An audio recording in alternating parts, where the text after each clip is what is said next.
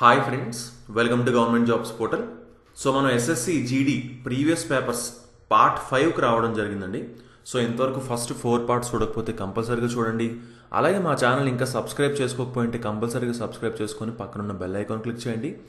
And GJP Telugu అని మా Android యాప్లో మనకి reasoning, arithmetic, modern history and AP history paid classes ఉన్నాయన్నమాట. ఓకే, సో ఇంట్రెస్ట్ ఉన్న వాళ్ళు ఈరోజే ఎన్రోల్ చేసుకోవచ్చు. ఓకే, సో 41st క్వశ్చన్ మనం చూద్దాం. Average income of A and B is ₹200 and average income of C and D is ₹250. The average income of A, B, C and D is, చూసుకోండి, AB average income వచ్చేసి 200 అంట, CD average income వచ్చేసి 250 అంట. అయితే నలుగురిది కలిపి average age ఎంత అంటున్నారు. So ఒక్క విషయం ఇక్కడ మనం గుర్తుపెట్టుకోవాలి, ఏబిది 200, సిడిది 250 అన్నారు కదా. అంటే ఏంటి, యావరేజ్గా ఒక్కొక్కటి 200 ఉందని ఇక్కడ అర్థం. ఇక్కడ ఏంటి, యావరేజ్గా ఒక్కొక్కటి 250 ఉందని అర్థం. ఓకే, అంటే యావరేజ్ అంటే ఏం చేయాలి, మనం అంతా ఈక్వల్ చేయాలి. సో ఇక్కడ 50 ఎక్కువ ఉంది కదా, ఇది 200, ఇది 50 ఎక్కువ ఉంది. ఏంటి అంటే సికి ఒక 50, డికి ఒక 50 ఎక్కువ ఉన్నట్టు. అంటే మొత్తం ఎంత ఎక్కువ ఉన్నట్టు, 100 ఎక్కువ ఉన్నట్టు. మొత్తం ఇద్దరిది కాబట్టి యావరేజ్ ఇద్దరు దాంట్లో ఒక్కొక్కరికి 50-50 ఎక్కువ ఉన్నట్టు మనం తీసుకోవచ్చు. సో టోటల్ 100 ఎక్కువ ఉంది. సో 100ని నలుగురికి డివైడ్ చేస్తాం అంటే ఒక్కొక్కరికి 25 వస్తుంది. ఆల్రెడీ 200 కదా ఉంది, 200కి ఇంకో 25 కలిస్తే 225 న్యూ యావరేజ్ అవుతుంది అనమాట ఏబిసిడిది. ఓకే, సింపుల్గా చెప్పాలి అంటే చూసుకోండి, ఏ అండ్ బి యావరేజ్ 200 అన్నారు, సి అండ్ డి యావరేజ్ 250 అన్నారు. 200 వరకు ఓకే, కానీ ఇక్కడ 50 ఎక్కువ ఉంది. 200 కంటే 50 ఎక్కువ ఉంది కదా, 250 కదా. సో 50 ఎంతమందికి ఎక్కువ ఉంది, ఇద్దరికి ఎక్కువ ఉంది. సో ఆ 100ని నలుగురికి డివైడ్ చేస్తాం, ఎందుకంటే నలుగురు యావరేజ్ కనుక్కోమన్నారు కాబట్టి. సో ఒక్కొక్కరికి 25 వస్తుంది. ఆల్రెడీ 200 పెట్టాం కాబట్టి ఇంకొక 25 అంటే 225 అవుతుంది. Okay, so next 42nd question మనం చూద్దాం. ఏ seller increases the cost price of N article by 30% and fixed the market price as ₹286. But during sale, he gave 10% discount to the purchaser. The percentage of profit will be. క్లియర్గా చూడండి, ఏం చేశాడంటే ఒక seller cost price మీద ఒక 30% పెంచి, cost price మీద ఒక 30% పెంచి దాన్ని మార్కెట్ ప్రైస్ కింద పెట్టాడంట. అండ్ ఫైనల్గా ఏం చేశాడంట, ఒక 10% డిస్కౌంట్ ఇచ్చి అప్పుడు అమ్మేశారంట. ఓకే, సో ఇది పెంచారు, ఇది తగ్గించారు. అలా అయితే ఫైనల్గా వచ్చిన పర్సంటేజ్ ఆఫ్ ప్రాఫిట్ ఎంత అంటున్నారు. సింపుల్ అండి, మనకి ఇక్కడ క్లియర్గా అర్థమవుతుంది. ఏంటి, ఏ బి అనేది 2% చేంజ్, ఇక్కడ పర్సంటేజ్ చేంజ్ క్లియర్ కనిపిస్తుంది మనకి. సారీ, 2% ఇంక్రీజ్ ఆర్ డిక్రీజ్ చేయడం మనకు కనిపిస్తుంది. అవునా, ఒక పర్సంటేజ్ పెంచారు, సక్సెసివ్ పర్సంటేజ్ అంటామండి. సో ఇక్కడ ఏంటి, ఒకటి తగ్గించారు, రైట్. సో ఇప్పుడు ఏంటి, ఫర్ ఎగ్జాంపుల్ రెండింటినీ పెంచితే అంటే ఫస్ట్ ఒక 30% పెంచి దాని తర్వాత ఇంకో 10% పెంచారు అనుకోండి. సో ఇది ఏ అనుకోండి, ఇది బి అనుకోండి. అప్పుడు ఏమవుతుందంటే A plus B plus AB by 100 అవుతుంది.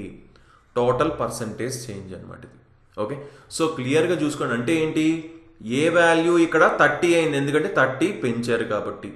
బి వాల్యూ ఎంత అయింది, 10 తగ్గించారు కాబట్టి -10% అవుతుంది. సింపుల్. సో ఇది 30, ఇది 10 అండి. ఓకే, 30 10 కింద తీసుకోండి. అంటే ఏంటి, A plus B plus AB by 100 ఈ ఫార్ములాని అప్లై చేసుకుంటే 30 - 10 -30 × 10 అంటే 300 బై 100. సింపుల్. 30 - 10 20, ఇది ఒక -3. సో 30 - 13 17%. సో ఏమైనట్టు, టోటల్గా 17% ప్రాఫిట్ వచ్చినట్టు. ఓకే, సో ఇది ఫార్ములా వైజ్ మనం ఇలా సాల్వ్ చేసుకోవచ్చు అనమాట. లేదు మనం నార్మల్గా చేద్దామని అనుకుంటే క్లియర్గా అబ్జర్వ్ చేయండి. ఫస్ట్ ఏమన్నాడు, మార్కెట్ ప్రైస్ అన్నారు. ఈ మార్కెట్ ప్రైస్ని ఇలాగ ఉంచు. ఓకే, సో మార్కెట్ ప్రైస్ ఎప్పుడు వచ్చిందంటే కాస్ట్ ప్రైస్ మీద 30% పెంచారంట, తర్వాత ఫైనల్గా 10% డిస్కౌంట్ ఇచ్చారు. సింపుల్గా చెప్పాలంటే ఇంక మార్కెట్ ప్రైస్ని మనం పట్టించుకోకుండా దాన్ని అలా పక్కన పెట్టి చూడండి, కాస్ట్ ప్రైస్ ఉందండి, దాన్ని 30% పెంచారు. 30% అంటే ఏంటి, 130% అయింది. 130 బై 100 అంటే 13/10. సో అంటే ఏమైంది, ఇంటూ 13/10 అయింది. తర్వాత ఏం చేశారు, 10% డిస్కౌంట్ ఇచ్చారు, అంటే ఏమైంది, ఇది 9/10 అయింది. సింపుల్, అంతే. ఇంక మనం సాల్వ్ చేయాల్సింది ఏమీ లేదు ఇక్కడ. సింపుల్గా మనం ఇది ఫైండ్ చేసుకుంటే ఆన్సర్ వచ్చేస్తుంది. ఏంటి ఇప్పుడు, సిపి ఇంటూ 13 ఇంటూ 9 117, 10 ఇంటూ 10 100. అంటే ఏమైందండి, 117/100తో మల్టిప్లై అవుతుందంటే ఏమైంది, 17% పెరిగినట్టు. ఓకే, సో 17% పెరిగింది. మనం ఎలా అయినా సరే సాల్వ్ చేసుకొని చెప్పొచ్చండి. So we can do any of the ways అనమాట. బట్ ఆ ఫార్ములా అనేది కొంచెం ఈజీగా ఉంటుంది అనమాట. బేసిక్గా మనం ఎక్కువ ఫార్ములాస్తో డీల్ చేయం, బట్ ఇలాంటి కొన్ని క్వశ్చన్స్కి మనం ఫార్ములాస్ అనేవి యూజ్ చేసుకోవచ్చు. సో నెక్స్ట్ 43rd క్వశ్చన్ మనం చూద్దాం. An item was sold for ₹3,600 25% discount, its market price first. చూడండి, సింపుల్ క్వశ్చన్ ఏంటి, 25% డిస్కౌంట్ ఇచ్చిన తర్వాత 3,600కి అమ్మారంట. 25% అంటే ఏంటి, 1/4 పార్ట్ అని అర్థం. అంటే టోటల్ 4 పార్ట్స్ ఉంటే ఒక పార్ట్ని డిస్కౌంట్ కింద ఇచ్చారంటే మిగతా 3 పార్ట్స్కి అమ్మారనమాట. సో 3 పార్ట్స్ 3,600 అయిందంటే 1 పార్ట్ 1,200 అయింది, అంటే 4 పార్ట్స్ 4,800 అవుతుంది. సింపుల్ అండి, ఏం లేదు. పర్సంటేజ్లో మాట్లాడుకున్నాం అనుకోండి, ఇది ఏమవుతుంది, 75%కి ఈక్వల్ అవుతుంది 3,600. అంతే, మనకి ఏం కావాలి, 100% కావాలి ఎంత అనేది. 3 టేబుల్లో క్యాన్సిల్ చేద్దాం, 3 25s 3 12s. సో 25% ఇది 1,200. సో మనకి ఏం కావాలి, 100% కావాలి. 4 టైమ్స్ దీనికి 4 టైమ్స్ 4,800. ఓకే, యాక్చువల్లీ ఇదైతే ఈ క్వశ్చన్ అయితే పేపర్ మీద పెన్ పెట్టకుండా, ఓకే 25% డిస్కౌంట్ ఇచ్చిన తర్వాత 3,600 కదా, అంటే 1/4 తీస్తారు. సో ఇది 3 పార్ట్స్ మిగిలాయి, అంటే 1,200 ఒక పార్ట్ అయింది. సో 3,600 + 1,200 4,800 అని వెంటనే మనం చెప్పొచ్చు అనమాట. Okay, so next 44th question మనం చూద్దాం. Number of students whose IQ score is 140 is. కరెక్ట్గా 140 స్కోర్ ఉన్న స్టూడెంట్స్ ఎంతమంది అంటున్నారు, క్లియర్గా చూడండి. అసలు ఇది 80 to 90 అన్నారు, ఇది 90 to 100 అన్నారు, 100 to 110, సో 130 to 140 అన్నారు. బట్ కరెక్ట్గా 140 ఉండేది ఎంత అంటున్నారు. సో మనం ఏంటి, మనం చెప్పలేము, ఇచ్చిన డేటా బట్టి అయితే చెప్పలేము. Okay, so undeterminable from given data అని మనం ఆప్షన్ పెట్టుకుంటాం, right. So next 45th question మనం చూద్దాం. The number of students whose IQ score is 100 and more. 100 లేదా 100 కంటే ఎక్కువ అంటున్నారు. క్లియర్గా అబ్జర్వ్ చేయండి, ఇది ఐక్యూ స్కోర్, ఇది నెంబర్ ఆఫ్ స్టూడెంట్స్, ఇది 80 to 90, ఇది 90 to 100. 100 లేదా 100 కంటే ఎక్కువ, 100 లేదా 100 కంటే ఎక్కువ అంటే ఇక్కడే కదా కనిపిస్తుంది మనకి. సో మనం క్లియర్గా చూడాల్సింది ఏంటి, ఇది. సో మొత్తం అందరూ ఎంతమంది స్టూడెంట్స్ ఉన్నారు యాడ్ చేయండి. 16 + 4 20, 20 ప్లస్ ఇది 15 35. సో ఆప్షన్ సి ఆన్సర్ అవుతుంది అని మనం సింపుల్గా చెప్పొచ్చు, right. So next 46th question మనం చూద్దాం. The correct value of 0.01 + 0.01 whole square. 0.01 whole square ఎంత చూడండి, 1 ఉంది కదా, అంటే లాస్ట్లో 1 వస్తుంది, 1 × 1 1 కాబట్టి ఫైన్. 1 స్క్వేర్ 1 కాబట్టి 1 వచ్చింది, ఎందుకంటే డెసిమల్ పాయింట్ అందాలు పక్కన పెట్టాం. 1 స్క్వేర్ 1, ఓకే. కానీ ఇప్పుడు ఎన్ని డెసిమల్ పాయింట్ తర్వాత ఎన్ని డిజిట్స్ ఉంటాయి, ఇక్కడ 2 ఉన్నాయి, స్క్వేర్ చేయడం వల్ల 4 ఉంటాయి. మొత్తం డెసిమల్ పాయింట్ తర్వాత 4 ఉండాలి. ఆల్రెడీ ఒక 1 ఉంది, సో మిగతా 3 ఏమవ్వాలి, జీరోస్ అవ్వాలి. సో 0.0001 అనేది దీని ఆన్సర్ అవుతుంది. బట్ ఇంకో 0.01 ఉంది కదా, దీన్ని కూడా యాడ్ చేయండి, 0.01. క్లియర్గా చూసుకోండి, డెసిమల్ పాయింట్ ఈక్వల్గా ఉండాలంటే ఒక దగ్గరే ఉండాలి. సో ఇది 1, ఇది 0, ఇది 1, ఇది 0, ఇది 0. 0.0101 ఆన్సర్ అవుతుంది, అంటే ఆప్షన్ ఏ ఆన్సర్ అవుతుంది అని చెప్పచ్చు. సో నెక్స్ట్ 47th క్వశ్చన్ మనం చూద్దాం. A least number of 4 digits when increased by 5 is completely divisible by 12, 15, 20 and 35. The number is. చూడండి, ఈ 4 నెంబర్లతోని డివిజిబుల్ అవ్వాలంట. ఎప్పుడు ఆ నెంబర్కి 5 కలిపిన తర్వాత ఈ 4 నెంబర్లతో డివిజిబుల్ అవ్వాలంట. సో సింపుల్గా ఫస్ట్ మనం ఏం చేస్తాం, అది కూడా 4 digit లీస్ట్ నెంబర్ అన్నారు. సో ఫస్ట్ మనం ఏం చేయాలి, ఈ 4 నెంబర్స్తో డివిజిబుల్ అయ్యే లీస్ట్ 4 digit నెంబర్ ఏంటి అనేది చూడాలి. అది ఎలా వస్తుందండి, మనకి ఎల్సిఎం తీసుకుంటాం. ఎల్సిఎం ఎందుకు ఎల్సిఎం తీసుకుంటున్నాం, వచ్చే ఈ ఎల్సిఎం ఏదైతే ఉందో ఈ 4 చేత ఎల్సిఎం డివైడ్ అవుతుంది. సో అందుకని ఎల్సిఎం తీసుకుంటున్నాం. సో లీస్ట్ నెంబరే ఎల్సిఎం అవుతుంది, least common multiple, right? So 12, 15, 20, 35. So normal మెథడ్లో ఎల్సిఎం చేసుకుంటున్నాం. 5 కామన్గా ఉంది ఈ మూడిట్లో. సో ఆ మూడిట్లో ఉన్న 5ని తీస్తున్నాం. 5 3s, 5 4s, 5 7s. Okay, so ఇక్కడ 3 కామన్ ఉంది, 3 4s, 3 1s, 4 7. 4 కామన్ ఉంది, 4 1s, 1 1 7. సింపుల్, ఇంకేంటి మల్టిప్లై చేయండి. 5 4s 20, 7 3s 21. 21 into 20, 420. Okay, so 5 4s 20, 7 3s 21. So 420 వచ్చిందండి. ఎల్సిఎం ఎంత వచ్చింది? 420 వచ్చింది. కానీ మనకి ఏం కావాలి? 4 డిజిట్ నెంబర్ కావాలి అన్నారు. 2 టైమ్స్ వేద్దాం, దీన్ని 840 అయింది, 4 డిజిట్ రాలే. 3 టైమ్స్ వేద్దాం, 1260 అయింది, 4 డిజిట్ వచ్చిందా? ఎస్, 4 డిజిట్ నెంబర్ వచ్చింది, 1260. ఇవన్నిటి చేత డ్యూజిబుల్ అవుతుందా? ఎస్, ఖచ్చితంగా 4 నెంబర్స్ డ్యూజిబుల్ అవుతుంది. ఇంకా ఎల్సిఎం యొక్క మల్టిపుల్స్ అన్నీ కూడా డ్యూజిబుల్ అవుతాయి ఖచ్చితంగా. సో 1260 లీస్ట్ 4 డిజిట్ నెంబర్ అయితే 1260 అని అర్థమైంది. కానీ ఏంటి, ఈ నెంబర్ ఎప్పుడు రావాలన్నారు? 5 యాడ్ చేసిన తర్వాత రావాలన్నారు. అంటే వాళ్ళు అడిగే నెంబర్ ఏంటి? 1255.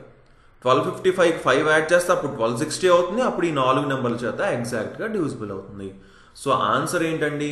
1255 అని చెప్పచ్చు, right? So next 48th question మనం చూద్దాం. Identify the missing number in the sequence. Question చూసినట్టునే అర్థమైపోతుంది, చాలా ఈజీ అని. ఏంటి, ఇక్కడ 3 యాడ్ అయింది, ఇక్కడ 5 యాడ్ అయింది, ఇక్కడ 7 యాడ్ అయింది. సో నెక్స్ట్ యాడ్ అవ్వడానికి ఏం ఛాన్స్ ఉంది? 3 5 7. ఇక్కడ 2 పాసిబిలిటీస్ ఉన్నాయి. ఒకటి 9 అవ్వచ్చు, లేదా ఇవి ప్రైమ్ నెంబర్స్ కాబట్టి నెక్స్ట్ ప్రైమ్ నెంబర్ అయినా 11 అవ్వచ్చు. ఇది 2 పాసిబిలిటీస్. 18 + 9 ఎంత? 27. 27 ఆప్షన్లో ఉంది. 18 + 11 ఎంత? 29 అయితే ఆప్షన్లో లేదు, రైట్? సో 27 ఆన్సర్ అవుతుంది. అంటే ఆప్షన్ బి ఆన్సర్ అవుతుంది అని చెప్పచ్చు. ఒకవేళ ఆప్షన్స్లో 27, 29 రెండు ఉండుంటే మనకి ఎగ్జామ్లోని ఆటోమేటిక్గా వాళ్ళే మార్క్స్ అనేది ఇవ్వడం జరుగుతుందండి కంపల్సరీగా, right?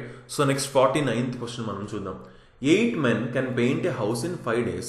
How many men will be required to paint the same house in 4 days? చూడండి, 8 men వచ్చేసి ఒక పెయింట్ని 5 డేస్లో వేస్తారంట. అలా అయితే 4 డేస్లో ఎంతమంది పెయింట్ వేయగలరు అంటున్నారు. మనం ఒక్కటి గుర్తుపెట్టుకోవాలి, 8 men 5 డేస్లో వేస్తున్నారంటే 5 men 8 డేస్లో వేస్తారు. ఏం లేదు, జస్ట్ ఈ నెంబర్స్ని రివర్స్ చేసుకోవచ్చు. 8 menకి 5 డేస్ పడుతుంది అంటే 5 menకి 8 డేస్ పడుతుంది. ఎందుకు నేను అసలు రివర్స్ చేశాను అంటే ఇక్కడ 4 డేస్ అనేది ఉంది. సో మనకి 4 డేస్ కావాలంటే 5 menకి 8 డేస్ పడుతుంది. సో 4 డేస్లో చేసేయాలంటే సగం డేస్లో చేసేయాలంటే డబల్ మెన్ కావాలి. దీనికి డబల్ కావాలి, ఎందుకంటే 5గురికే 8 రోజులు పడుతున్నప్పుడు 4 రోజుల్లో చేయడానికి దీనికి డబల్ అంటే 10 మంది కావాలి, అంటే 10 men. So option B answer అవుతుంది. అందుకని జస్ట్ రివర్స్ చేసుకున్నానండి. దీనికి పేపర్ మీద పెన్ పెట్టాల్సిన అవసరం లేదు. క్లియర్గా చూడండి, 8 men 5 days, 4 days ఎంతమంది అన్నారు కాబట్టి ఇక్కడ ఆల్రెడీ 8 ఉంది కాబట్టి దీన్ని ఇటు పంపించుకోవాలి. అంటే 5 menకి 8 days, సో 10 menకి 4 days. సో 10 అనేది ఆన్సర్ అవుతుందని డైరెక్ట్గా పెట్టచ్చు అనమాట మనం పేపర్ మీద పెన్ పెట్టకుండా, రైట్? సో లాస్ట్ క్వశ్చన్ చూద్దాం మనం. 50th question. A and B together can do a piece of work in 15 days. B alone can do the same work in 60 days. Then the time taken by A alone to do the work is. చూడండి, ఇది ఒక మంచి question. AB ఇద్దరూ కలిస్తే 15 డేస్లో చేయగలరంట. AB ఇద్దరూ కలిసి ఒక పనిని 15 డేస్లో చేయగలరు. ఓకే, అదే బి ఒక్కడే అయితే అదే పనిని 60 డేస్లో చేయగలడు. దీన్ని నార్మల్గా 2 waysలో మనం సాల్వ్ చేసుకోవచ్చండి. ఫస్ట్ వే చూద్దాం, ఎప్పుడు చేసే ఎల్సిఎం వే. టోటల్ వర్క్ని 15కి 60కి ఎల్సిఎం ఎంత? 60 కాబట్టి టోటల్ వర్క్ని 60 units అని అనుకుంటాం. సో ఏబి ఇద్దరు కలిసి 1 dayకి 4 units చేస్తారు. బి ఒక్కడైతే 1 dayకి 1 unit మాత్రమే చేస్తున్నాడు. అంటే క్లియర్గా అర్థమైపోయింది, బి 1 unit చేస్తున్నాడు అంటే ఏ 3 units చేస్తున్నాడు అర్థం. 3 units చేస్తున్నాడు 1 dayకి. 60 units చేయడానికి ఎన్ని డేస్ పడుతుంది? 20 డేస్ పడుతుంది, రైట్? సో ఏ ఒక్కడే చేయడానికి 20 డేస్ పడుతుంది. ఇది నార్మల్ ఎల్సిఎం మెథడ్ అండి. ఇంకొక మెథడ్ ఉంది, అది ఏంటి అంటే క్లియర్ చూడండి. ఏబి ఇద్దరూ కలిసి వర్క్ని 15 డేస్లో చేస్తున్నారు, బి ఒక్కడే అయితే 60 డేస్లో చేస్తున్నాడు. అంటే ఏబి 15 డేస్లో పని చేస్తున్నారంటే ఇక్కడ ఏ బి ఇద్దరూ 15 డేస్ పని చేస్తున్నారు. సో బి 15 డేస్ ఇక్కడ పని చేశాడు కదా, అంటే నార్మల్గా బి ఇంకెంత వర్క్ ఉంది, 45 డేస్ వర్క్ ఉండిపోయింది. ఇంకెంత వర్క్ ఉండిపోయింది, 45 డేస్ వర్క్ ఉండిపోయింది. అవునా?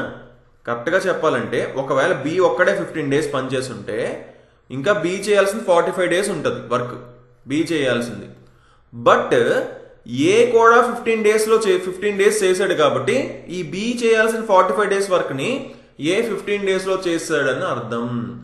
ఏ 15 డేస్లో ఎంత వర్క్ చేశాడు, బి 45 డేస్లో చేసే వర్క్ని చేశాడు. అంటే బికి 1/3 టైమ్స్ డేస్ తీసుకుంటాడు ఏ. అంటే బి 60 డేస్ తీసుకుంటే పని చేయడానికి ఏ దానికి 1/3 అంటే 20 డేస్ మాత్రమే తీసుకుంటాడు.